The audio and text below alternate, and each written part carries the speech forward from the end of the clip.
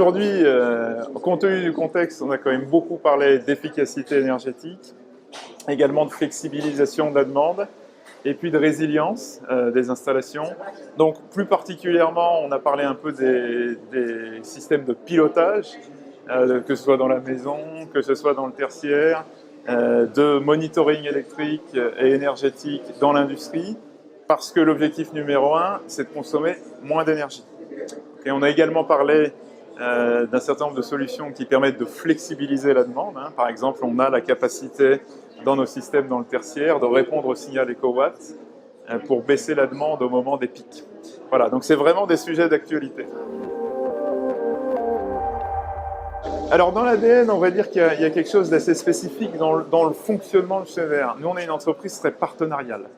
On travaille beaucoup avec des intermédiaires, des installateurs professionnels, des tableautiers, des contracteurs. Et la valeur du partenariat sur le long terme, c'est une spécificité de Schneider Electric. Après, j'ajouterais évidemment dans le métier dans lequel on est, qui est un métier de solution sur les marchés de l'énergie, le besoin de l'expertise métier. Donc ça, effectivement, on est une entreprise d'experts avec des solutions poussées et un vrai goût de la technologie.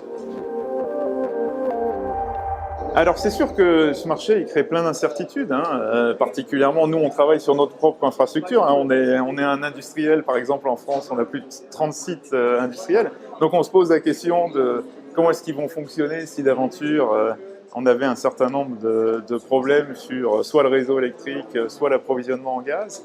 Donc je dirais on a ces contraintes, mais par ailleurs on voit aussi cette crise comme une opportunité de changer nos façons d'agir. Très clairement, on sait qu'on doit aller vers une économie bas carbone. Le fait que les prix de l'énergie augmentent et que même la disponibilité de l'énergie soit moins certaine, je pense que ça doit être un électrochoc pour qu'on change nos comportements, qu'on en utilise moins, qu'on fasse des éco-gestes, mais que de façon générale, on se mette en chemin vers une économie plus vertueuse.